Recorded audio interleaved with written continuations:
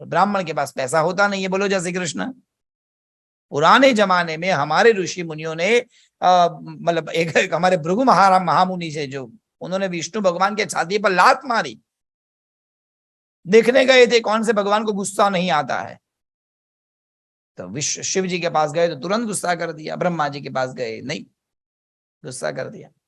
विष्णु भगवान के पास गए और बहुत भगवान को चिढ़ाया पर गुस्सा नहीं आया, तो छाती पर लात मारी।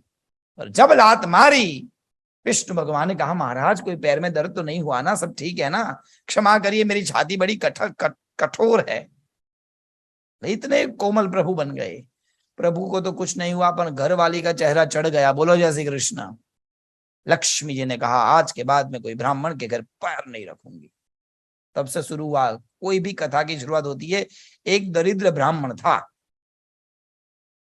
ब्राह्मण के घर विद्या होती है, ज्ञान होता है, पर ये संपत्ति नहीं होती। परंतु ब्राह्मण को संपत्ति प्राप्त करने के लिए 2 उपाय बताए हैं। उसमें से यदि ब्राह्मण विष्णु प्रिय है, यदि परमात्मा भगवान नारायण के अत्यंत प्रिय है, हमारे जितू भाई की तरह, बोलो जय श्री कृष्ण, और यदि ब्राह्मण भगवान शिव के अत्यंत प्रिय है, जैसे प्रसाद जी की तरह, यदि चकाचक ब्राह्मण को बनना है तो विष्णु प्रिय के लिए अलग उपाय है और शिव प्रिय के लिए अलग उपाय है। क्या? तो बहुत ध्यान दीजिए। पहले प्रसाद जी और पहले जीतू भैया। कौन? बोलो जय Shri Krishna. Let's start from Jitu भैया। यदि विष्णु भगवान का प्रिय है तो क्या करे? तो कहा जाता है, एक ऐसी छोटी सी कहीं दंत कथा मैंने सुनी थी, पढ़ी थी, संतों से सुनी थी, कि एक दिन जब लक्ष्मी जी समुद्र से प्रकट हुए धनत्रयोदशी के दिन, तो लक्ष्मी जी के पिताजी, the richest person in the world, समुद्र, जिसको शास्त्रों में रत्नाकर कहा गया, बहुत पैसा, अपार संपत्ति पिता के पास। और जब वहां से निकली, सब लोग लाइन में खड़े थे। सबसे पहले ब्रह्मा जी खड़े थे। लक्ष्मी किसको नहीं चाहिए साहब? ब्रह्मा जी भी खड़े, बोले बाबा जी आप तो दूर से ही प्रणाम, वयोवृद्ध है आप। नारद जी खड़े थे, बोले आप तंबूरा ही बजाते रहेंगे, आप मुझे स्विट्जरलैंड कभी नहीं ले जाएंगे, सॉरी। उनको प्रणाम करके आगे। महादेव बाबा, दूर से ही प्रणाम हो गया। दूर भगवान नारायण खड़े थे, उत्तम स्वरूप, सशंख चक्रम सकिरीट कुंडलम, एकदम सुंदर। जाकर अपना हार परमात्मा को पहना दिया। अब देखिए, जहां से महालक्ष्मी प्रकट हुई, बहुत पैसा, और जिनके साथ में शादी हुई वो भी दुनिया का सबसे पैसा वाला आदमी, विष्णु भगवान, जिनके पास कोई कमी ही नहीं है। अब जिसका बाप पैसा वाला और जिसका पति पैसा वाला और स्वयं इतनी सुंदरी, साहब कितना गर्व होगा उनको कि इसके सामने देखती तक नहीं थी। कहीं एक जगह पर लक्ष्मी रुकती नहीं है, इसलिए शास्त्र ने लिख दिया, विद्युत चलम जीवितम लक्ष्मीस्तो य तरंग भंग चपला विद्युत चलम जीवितम। लक्ष्मी बिजली के चमकार की तरह आती है, फट से चली जाती है। इसलिए सबको इच्छा हो, बोलते हैं पंडित जी पैसा आता तो है पर टिकता नहीं। बोलो जय श्री कृष्ण। विष्णु भगवान ने सोचा कि इतनी चंचल पत्नी होगी तो घर सुखी नहीं होगा, मुझे पहले मेरी पत्नी को शांत करना होगा। शांत करने के लिए भगवान नारायण ने एक बड़ा विशाल कमल मंगवाया, समुद्र के बीच रखवाया और लक्ष्मी को उस कमल के बीच में बिठवाया। आसपास में हाथियों को बुलाया और कहा कि महालक्ष्मी का अभिषेक करो।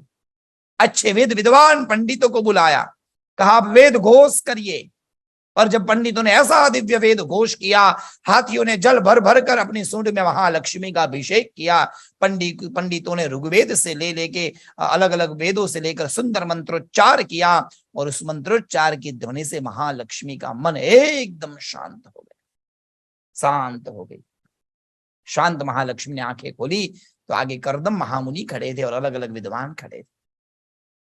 प्रणाम क्या, हे जगन माते महालक्ष्मी नमोस्तुते। महाराज मैं बहुत खुश हूं आपके वेद घोष से, मांगिए क्या चाहिए? पंडित जी ने कहा, पर महालक्ष्मी कुछ नहीं चाहिए, बस इतना कर दीजिए हमारे घर आना शुरू कर दीजिए, बस और कुछ नहीं चाहिए। आप हमारे घर से रुठ चुके हो। ब्राह्मण के घर विद्या है पर संपत्ति नहीं है, और जहां विद्या होती है पर संपत्ति नहीं होती ना, सज्जनों, आज का जमाना उसको मान नहीं देता। माफ करना, बुरा लगे तो दुनिया उसी को प्रणाम करती है जो पंडित जी चकाचक 4-5 गाड़ियां लेकर घूमते हैं। जिसके पास वास्तविक ज्ञान है, जिसके पास सरलता, नम्रता, ज्ञान है, उसको कोई नहीं पूछता। आडंबर को लोग ज्यादा मान देते हैं। प्रभाव ज्ञान का होना चाहिए, प्रभाव आभूषण अलंकार का नहीं होना चाहिए। इसलिए सरल तरल बनो, ऐसा हमको पहले से सिखाया गया। परंतु हे भगवती, अब हमारे घर नहीं आती, कोई उपाय करिए। और सज्जनों, तब महालक्ष्मी ने कहा, हे महाराज, आपने मेरे अभिषेक के समय जिस मंत्रों का उच्चारण किया, उस मंत्रों से मैं बहुत प्रसन्न हूं। और आज के बाद आपने जो मंत्र बोले, उनको दुनिया में लोग श्री सुक्तम के नाम से जानेंगे।